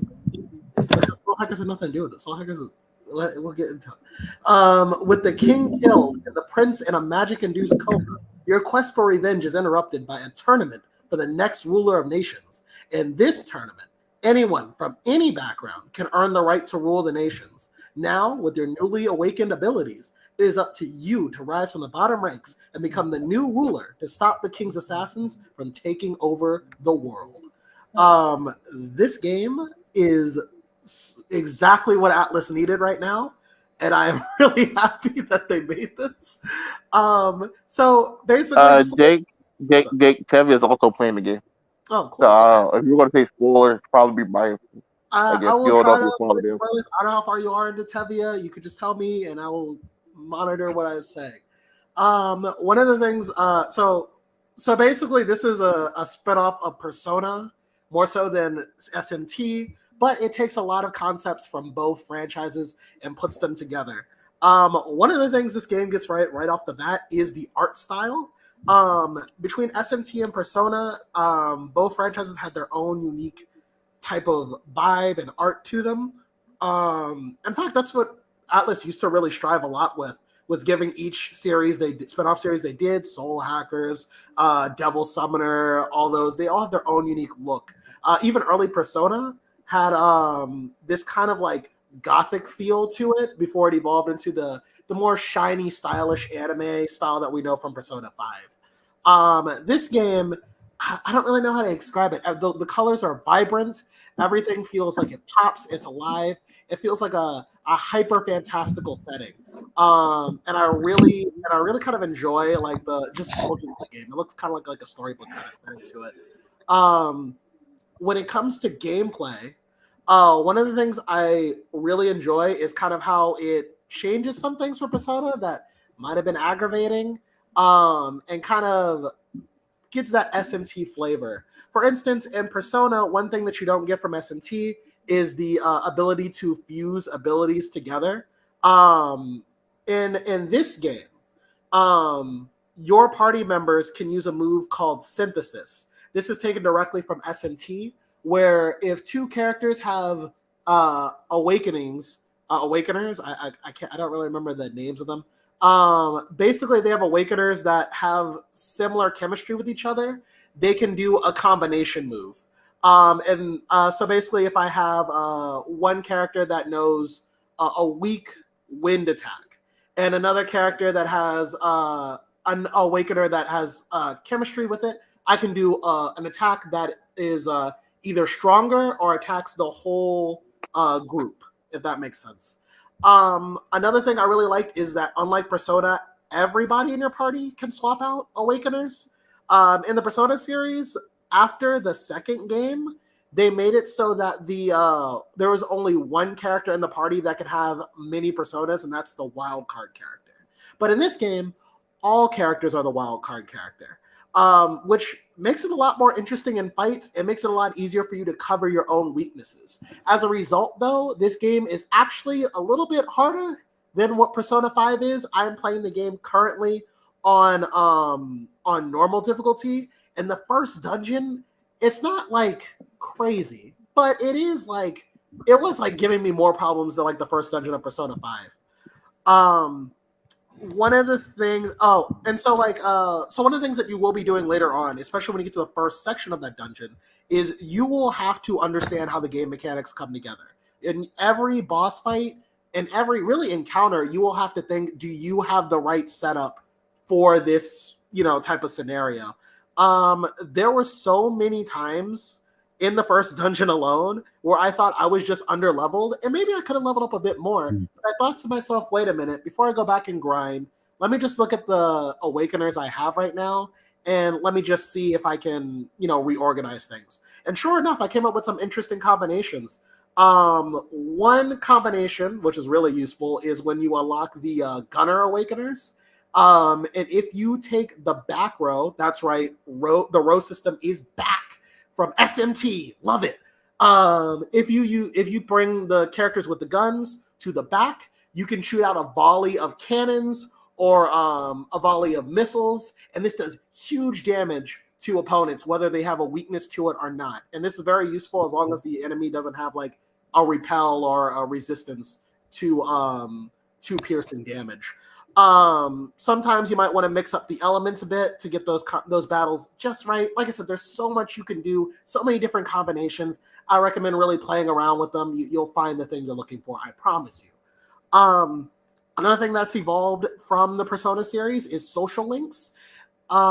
In this game, social links can be done at any time, which is great because in the Persona games, a lot of what you'll be doing is trying to manage when in Persona 5, for instance, basically there'll be characters that were only available on like specific days. So if I wanted to hang out with Ryuji, I'd have to do it on like a Monday, maybe a Saturday. But if I had something to do that day, I just would have to wait a week. It's just a time waster. In Metaphor, another quality of life update is that you can bond with your characters anytime. The moment that they want to talk to you is you can bond with them from Monday to Sunday. It's really up to you and the time you make with it. So I think this really makes managing time a lot more fair for the player, as opposed to just having to, really think about like, do I really want to bond with this character or not? If you are playing the game correctly, you should have time to make your social links work. And in this game, there's also bounties, which leads to fun optional boss fights in the game, which I don't really think Persona 5 had a lot of optional bosses, at least ones that were like available in the early game. These bosses you can... No, all of them are in the, what it's called, Velvet Room. Yeah. I don't know how far you got to go to be able to unlock them now. Yeah. And Metaphor, in order to help you level up, because the dungeons are a lot harder and stamina is going to be a real issue in those dungeons, let me tell you. If you want to level up your characters, you can go do those side missions and you can level them up a lot quicker. And another thing that the game introduces as well is this is a lot bigger of a map than Persona. This is much more of like an SMT size map. Only unlike SMT, you don't have to walk everywhere. There's also the Gauntlet Runner. This is going to be your main transportation in the game once you leave the prologue area. I think the Gauntlet Runner is a fun idea. It's another area where you can bond with your characters, and you can even level up some stats too. If you do your laundry, you can upgrade for free. You can upgrade your MP meter, or you can upgrade your health meter, depending on the topics that you want to do. And another fun addition too is when the Tournament of the Crown really gets started. One of the best parts of the Gauntlet Runner is you will randomly get challenged to fights that will increase your rankings. I remember one time I was just on my way to do a side mission, and a guy came up to me, just randomly like did a drive-by on my Gauntlet Runner, and we had to have a full-on like gang fight, basically. And it was like really fun. And it was just basically this guy mad because he thinks that all old people are gonna get killed off if like the wrong ruler gets in charge. It's like some silly stuff like that. And I really appreciated kind of the... Yeah, they got kind of spitting. That's a good plan. Yeah. Story-wise, though, I'm actually really immersed in the story. I really like how the tournament is thought out. Even things that seem unfair, there are workarounds around it. On both sides, it's very exploitable, but also very fair in the same way. And I'm really also enjoying the story arcs so far. I don't think any story arc so far has been as cool as the opening arc of Persona 5, which I still think is one of the best storylines in any Persona game, the Kamoshida Palace. But I do think the stories that we do get in Metaphor Refantazio are really good and really to be admired. I think the one that I just finished now was a creepy story about kids being kidnapped. And I'm not really going to spoil what that leads to, but it did have a really dark twist at the end. And I'm really just getting to the fun. I have a question. What's up? How do you feel about not having to be a random teenager in Japan? for the first time. I don't even know if I am a teenager. I think I'm like a young adult. If that, I think everyone calls me like a kid. I don't know if I am. But a lot of this game deals with topics of Kamoshida's. I'm looking at Tevia's comment. Kamoshida's palace wasn't the same. A lot of this game deals with a lot of different topics. The main theme being inequality and racism. You are an Elden, and this is identified by you having 2 different colored eyes. You can see on the cover, and people aren't shy from not letting you shop at stores simply because of the way you look. So just because of heterochromia, you can't go shop at certain stores. Wow. That it's a classism divide.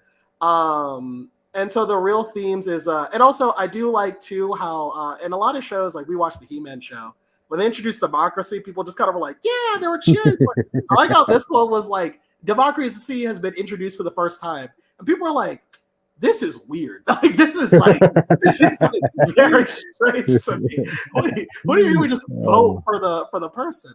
And like I said, in this tournament, anybody of any background, the kid down the street, if he gets the votes, I guess he's the new king. Like you could be 5 years old as long as you're elected.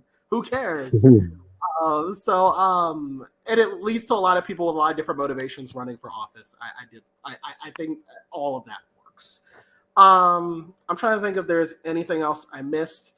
The way you unlock your Awakeners is a lot different from Persona and the SMT games.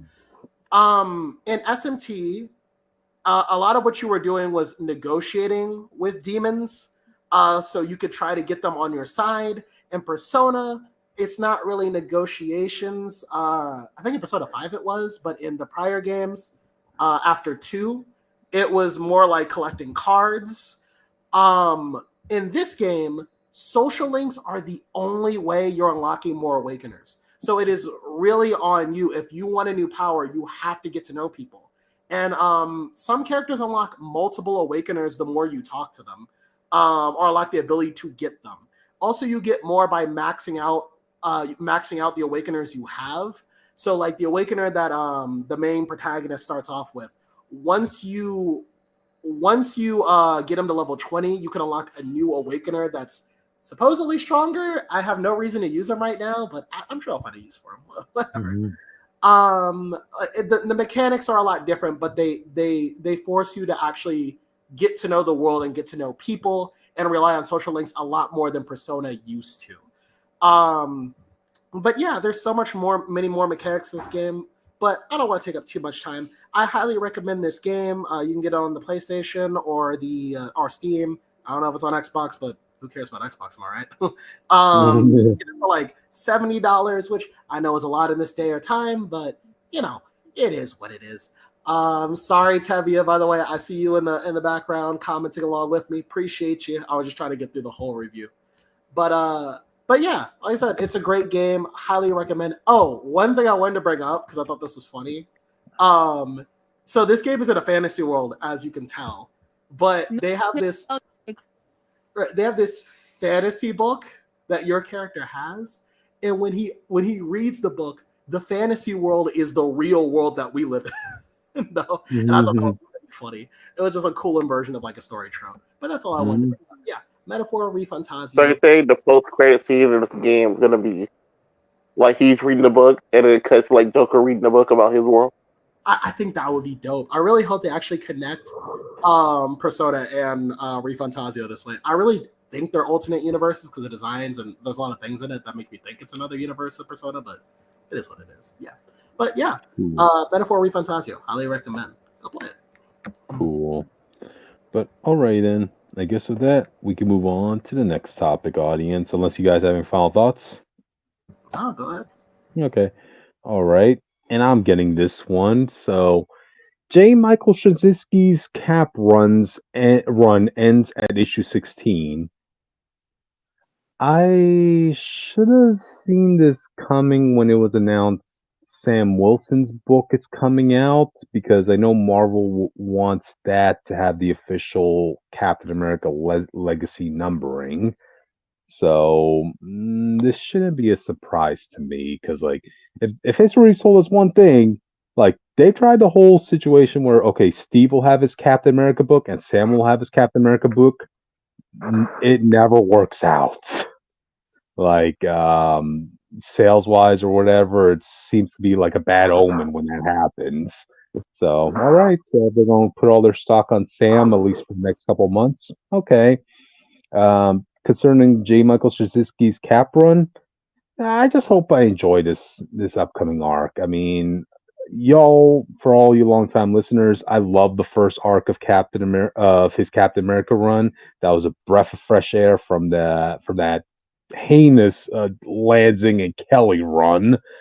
So yeah, that was good. The second arc was felt more like editorial mandate came in and said like, okay, Michael Straczynski, we need to turn your Captain America run into an X-Men run. So we want you to introduce all the leftover mutants that none of the X-Men writers wanted to put in their books.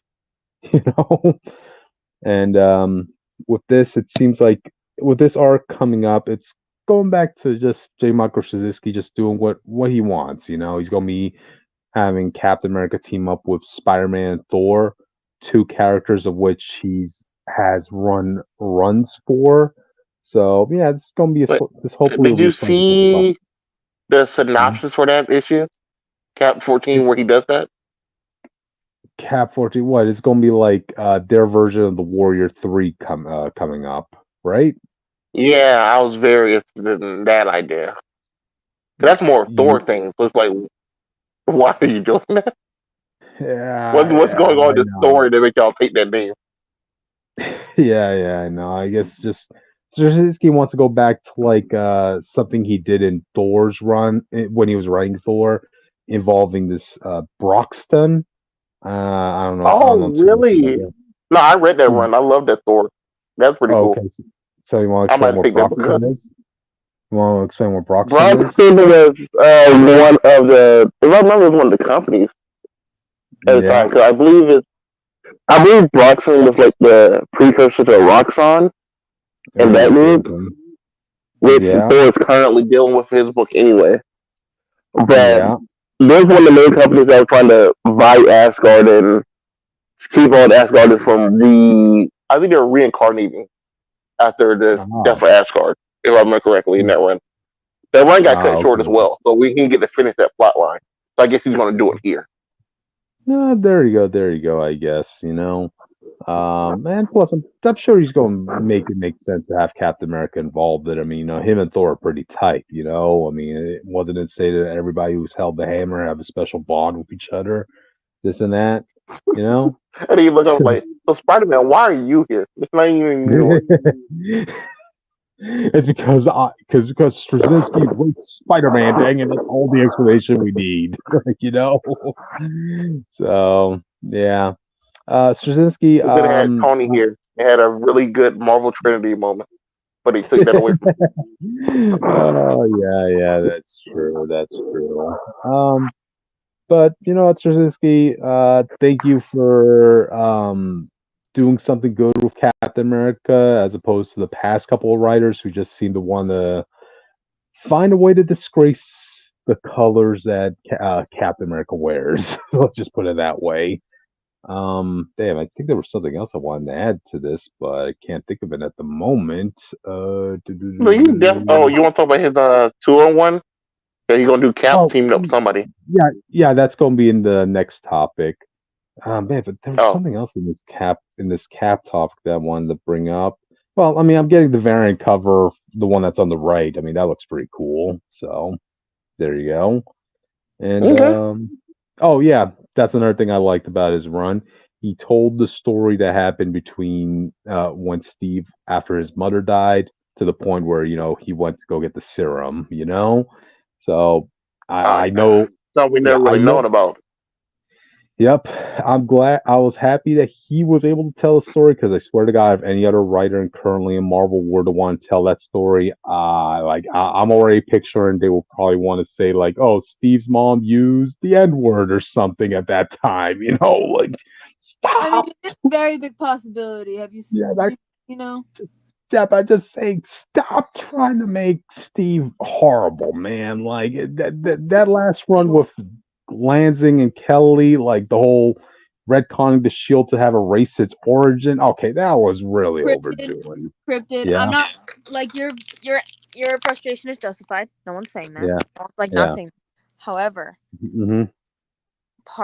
some of the metal that was used to make the shield came from an African nation, and most likely it is not was not the best way. Which that We know metal that was story how he given got to it. him. Yeah, that was given to That him. metal by Black Panther. There is a lot of racist connotation around it.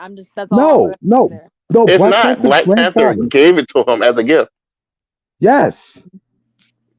Send the Yeah, link. which that's what happened. Yeah, It's called the story. Yeah, founding father, the father of nature or something. No, Flags of Our that's Father. The game's called something of our nature. Yeah, I think you're confused. Anyways, yeah, what it was is that Red Skull found Wakanda and he wanted to invade it to take it for his for its vibranium. So Captain America had to team up with Black Panther to take on Red Skull and his forces at that time. And isn't that the plot of the new game coming out? Yeah, I mean it's going to be based. But they changed the name. That's what I was confused about. Yeah. So there was no stealing whatsoever of that vibranium to be used on a Cap's shield. If anything, that was a sign of trust and bond. Yeah, I think that's just the MCU where they had Tony Stark steal it. Yeah. Well. Okay. Well, I don't trust the MCU to really truly adapt anything. Mm-hmm. Yeah. To be fair, at the time, they didn't think they were going to ever do Black Panther. I mean. I have personal beef with the MCU and Kevin Feige, and he knows what he did. But yeah, so this was a breath of fresh air. You had to see like Steve Rogers, the struggles he went through. Like, I mean, just because he's a blonde white guy does not mean he had a glamorous life. Audience, he was homeless. He had no family. He was living in a broom closet. I mean, all the medical conditions he had on him. God did not want this man to live. But hey, he still worked through it. Like he was still persevering. Like nothing was keeping him down. It was just the body that he had didn't match the person that was in him. So yeah. What does Cap keep in those pouches on his belt? He just keeps some minor stuff like grappling hooks or maybe some handcuffs and maybe a grenade or two. Okay, I was just wondering. It's my first time seeing it. What do y'all thought you had to do, bro? Yeah, and plus, you never know when you're going to need an empty pouch to carry something in, So pouches are not. Yep. Captain Fanny Pack over here. But yeah. Alright then. I guess with that, we're moving on to the next topic, audience. Austin, you want to do this one? Oh, okay, sure. Michael Strazinskys Marvel 2-in-1 one shot. That's first step that be out like there. Come on. I didn't hear like half of what you said. All I heard was Marvel 2-in-1. It sounded like you were really close to the mic, Austin. That was the thing. I was turning. Oh, okay. J. Michael Strazinskys Marvel 2-in-1 one shots. Yep. So yeah, what it is, audience, is like he's gonna be writing and co-writing a bunch of one shots with just random team ups of people. Does that insinuate something? Well, let me try bringing up the article. It's weird because he's doing it and the thing's not here, and that was the whole thing. I know it was Thing and Friends. It was Thing and Friends. Well, I mean, they're already celebrating Ben Grimm with like all those variant covers because there's one thing apparently Marvel's short on. It's variant covers, apparently. Fuck with a good variant cover, yeah, but just don't give us a some of these. But my problem is one of the main things he says is, "Oh, I'm trying to give y'all team ups and stuff y'all never seen before," and 3 of these stuff like Spider-Man versus Doc Ock. Really? And then team up. And there's like 2 more. That's like, bro. No. That one is called Versus. 3 of them called versus. Nick Oh, Fury okay. versus Fing Fang Yeah. Foom. I Ghost want to see Rider that. versus Galactus. And And Doc it's the Ock versus OG. Spider-Man. Yeah, and it's the OG Nick Fury audience. So yeah. So he's gonna take on a dragon. Yeah. Yeah, that's how hardcore he is, man. Yep. Okay. By most interesting one I see is Aunt May teaming up with Agatha because she gets caught up in a magical fight. Gilf. I want Gilfs. Hell I, yeah. I want I want to see that. Like I know Agatha's still rocking the young body right now, but I kind of want Aunt May to come up there and saying, "Start acting your own age," like you know. I mean, she would, honestly. hmm I just want to see him like in a knitting And circle together. You know, now that sounds like a fun concept. But yeah, let me go the, through the list of team ups. You're going to have Doctor Doom and Rocket Raccoon, Mm. Captain which also America, happened and Volt. before.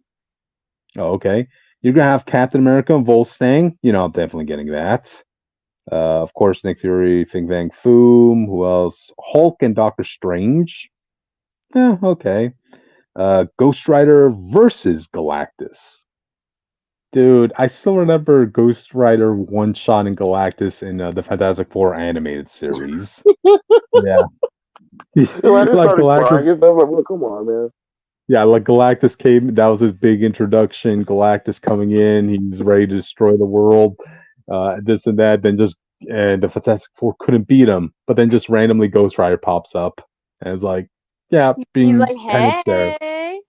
Yeah, penance there. Bam, I'm out. And yeah, there's gonna be the Spider-Man versus Doctor Octopus, which okay, yeah, audience. As a Doctor Octopus fan, I'm like, there really isn't much you could do with that fight that hasn't already been done. Dan Slott did everything, like you know. So, I'll still pick it up on principle, because of Doc Ock. But Doctor Strange is going to be interesting since they're the original Defenders team up. ooh, that is true. So yeah, that's a book to look forward to, I Is guess it cutting them too. out? Yeah. hmm So yeah, is there any books here that interest you? Which? No, they didn't give me an Alpha Flight one, so I don't care. Yeah. Okay.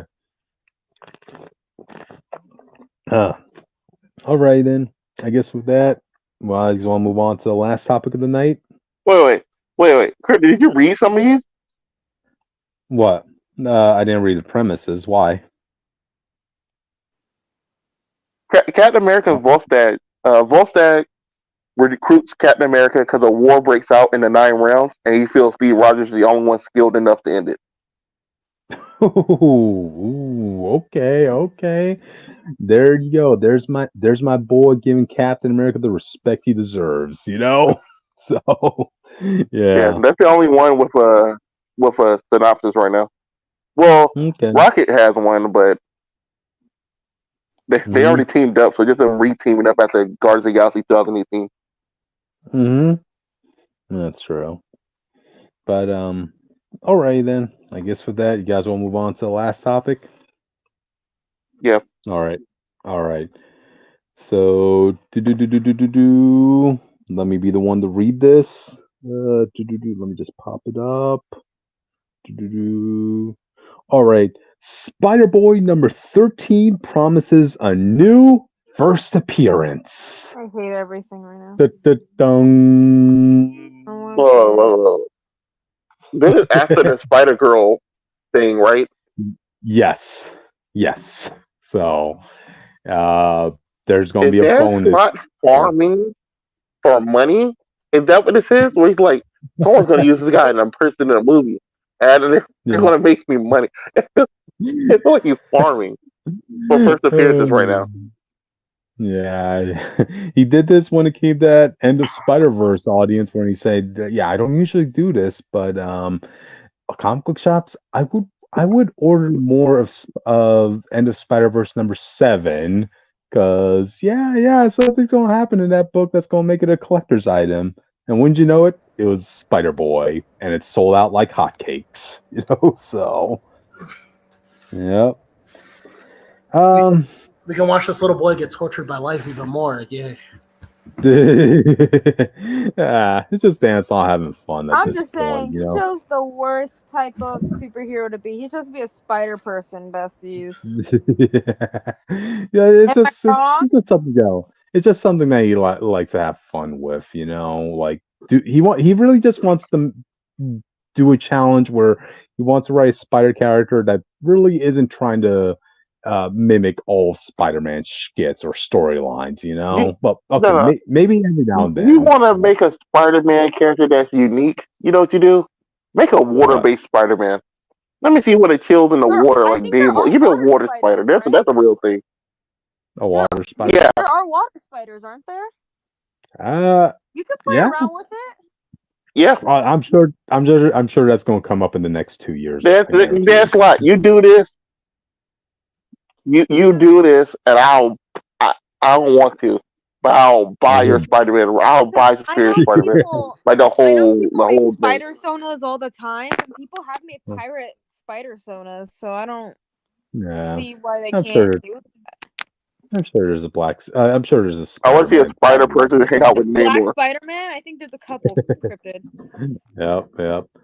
Well, or who knows? Maybe this could be like another version of Puzzle Man for all we know. Uh, you guys remember Puzzle Man, right? No. The one that was whose power is to just put you into, like, you know, those campy word games like you see like at McDonald's or whatever. The word searches, the maze, the crossword puzzles, this and that, you know. Yeah, that's how I actually did end up telling a funny story about that, because Puzzle Man actually came about. I was listening to one of his podcasts, right? Puzzle Man came about because of a contest Marvel had. Hey, y'all remember when it was just integrity for you to create a character and you'd feel honored enough for Marvel to publish that character? No questions asked afterwards. That was all the gratitude you needed to know that a character you created is now being published by your favorite comic book industry, right? Right? Marvel's Yeah, supposed well, to don't get me started. yeah. Well, yeah. Well, needless to say, one kid submitted a Puzzle Man character and he ended up winning. And then a few years later, that kid ended up suing Marvel because he wanted to collect royalties from the creation of Puzzle Man. And they're like, but wait, you signed all these things to get into this competition. Oh, no. We're still suing you. So Marvel's like, oh, okay, we're never doing that again. So, you know, so when Dansel wanted to bring in Puzzle Man, he figured, okay, I can't use the exact design that kid drew, so we're just going to adjust the costume a bit and just pretend like that Puzzle Man had a son, and that this is the new version of Puzzle Man. So yeah, we won't run into that little hiccup, you know. So I'm like, damn, it's actually kind of brilliant when you think about it that way, you know. So. Rookie mistake. Kim Penders would have sued anyway. but That was Kim Penders. He would have been like, "That's enough. That's still mine." it's a new it's a new legacy character, Right, Jake. but you got it from And I mine. wanted to Kim Bender. But yeah, you based it on my character. And if it was connected to my character as his son, I own it. But you, They wanted to do but it without my character. hey, you signed all these agreements to enter this competition. You said we were allowed to publish your character. You didn't need any royalties, you know. Yeah, but And I the won. words to Kim Penders. And the words to Kim Penders, all right, look, sometimes a mysterious fire breaks out and it burns all those papers. Right? I guess. Shout out to the legend. Gotcha. But anyway, yeah. Hey, if anything, this is Marvel. This is another excuse for Marvel to crank out more variant covers. You know, because again, we need more variants. Right? Right? Right, guys? I I like various. I just wish there weren't so many. Like instead of making like 25 every time something happens, make like four. I don't know. Mm-hmm. That's true. Yeah, but yeah. that's pretty much it, audience. If you weren't going to buy this issue just for Spider Girl, buy this issue for a collector's item down the line. You never No. know. Yeah. You never know which. You know what's a collector's item, Cryptid? You know what's a collector's What? item? Marvel What? Comics #1 in mint condition. That book is almost 100 years old. That's a collector's item. Okay, so you're telling me in 100 years this could be worth that amount, which you never know. You never know.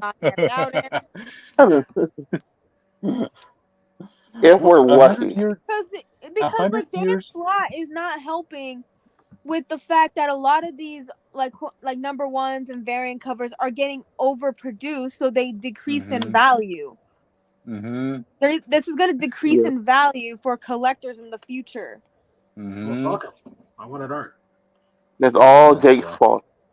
It is my fault. But hey, if this isn't any testament, audience, is hey, Spider-Boy is still making enough sales to continue going on, because Dan Slott even stated, you alone. Hey, yeah, Dan Slott even stated, yeah, I'm writing this for as long as I can. You know, hey, if it gets canceled, I won't be one of those people that says, oh, this is just where my book ends. No, I have a lot of ideas to go with Spider-Boy, so brace yourself for the long run, audience. Yeah, so did Leah Williams for X Factor. She was going to have at least 36 issues, and now look at us. I have to deal with You're comparing Leah Williams to Dan Slott? I think they're on two different hierarchies in the comic industries. You know? Yes, fuck you. Yeah, it's like that guy who was the Punisher. Remember, he thought he was gonna get like a long run, and he got like 4 issues. Oh, that guy to this day refuses to admit that his Punisher was a failure, man. Wow. You don't apparently admit defeat. You're never defeated. Yeah, tell a lie long enough, and whatever. You start believing it's the truth. Chris did, bro. I was gonna get him a rogue gallery. The Punisher. Yep. I was gonna have Spider-Man come in to look at this guy, but 4 issues. Oh damn. Oh man. But apparently his what's it called? Space Ghost. He's writing Space Ghost right now. Apparently that's doing pretty good. So yeah. Okay. Yeah. Oh no, I heard about that. That's so good. Yeah. Y'all want to know what it would be like if Superman was Batman and all the universe was Gotham? Go read Space Ghost. I know what Space Ghost is, Cryptid. These young bucks don't wait. Sure. Gotcha. But anyway, I guess with that's pretty much it for tonight, guys. So, yeah. All right. Awesome, audience. Go back to sleep, and I'll see you tomorrow. Gotcha. I'm going to sleep too. I'm not gonna lie. Same here. So, all right. I'll send you the pictures later, Cryptid. Will do. Okay, guys. Audience, we'll see y'all next time. Bye. Jake, get to sleep.